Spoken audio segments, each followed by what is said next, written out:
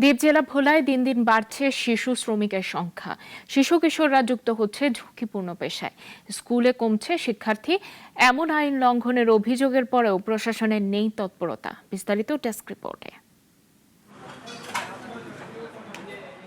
যে বয়সে স্কুলে যাওয়ার কথা সে বয়সেই ভোলা সদরের বাপ্তা ইউনিয়নে জীবিকার তাগিদে কাজ করছে হাসিব। বয়স 13 কি 14, তবে ক্লাস 2 এর পর আর পড়া হয়নি হাসিবের। তার মতো এমন শিশু শ্রমিক ভোলায় অসংখ্য। মায় গেছে তুই যা হারাই দিছে। প্রথম দিন একটু কষ্ট হয়েছে, কিছু করার নাই, মানায় নিতে হয়েছে। 1.5 বছর ধরে হাসিব ইলিশা বাস স্ট্যান্ডের একটি অটোরিকশা গ্যারেজে কাজ করছে। 12 ঘন্টা কাজ করে মাসে বেতন পায় মাত্র 3000 টাকা। পরিবারও মেনে নিয়েছে বিষয়টি। আর আমি পারতেছি না, দেনা ফেনা হয়ে গেছি, এই জন্য আমি ওরে দিয়ে কাজ করাই। বাংলাদেশ শ্রম আইনে শিশু ও কিশোর শ্রমিক নিয়োগের বিষয়ে ভারী যন্ত্রপাতি ও বিপজ্জনক কাজে নিষেধাজ্ঞা আছে।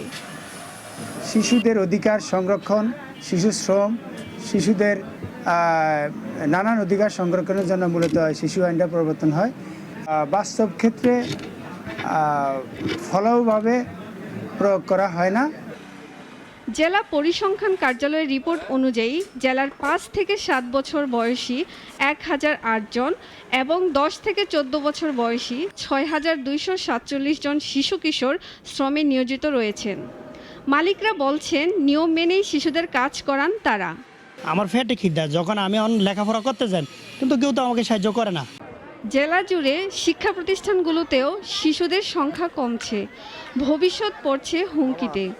সেই বাচ্চাগুলো আসলে ভালোভাবে টেক কেয়ার করা হয় না।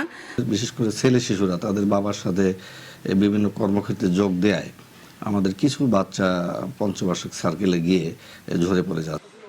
অবৈধ শিশুশ্রম প্রতিহতের আশা দিয়ে দায় সারছেন জেলার শিশু বিষয়ক কর্মকর্তা ও জেলা প্রশাসক। শিশু অধিকার যাতে ক্ষুণ্ণ না হয় এরকম কিছু কর্মসূচি মন্ত্রণালয় হাতে নিয়েছে, সেই কাজগুলো আমরা করি। গার্জেনদের, অভিভাবকদের অসচ্ছলতা, আমরা চেষ্টা করছি এই অসচ্ছলতা দূর করার জন্য, তাদেরকে বিভিন্ন কাজে লাগানোর জন্য, সরকারি সহায়তা দেওয়ার জন্য। অবৈধ শিশুশ্রম বন্ধ হবে, শিশু কিশোররা স্কুলে ফিরবে, নিজেদের ভবিষ্যৎ গড়বে, এমনটাই চাওয়া ভোলাবাসীর। সুলতানা মরিয়ম, নাগরিক।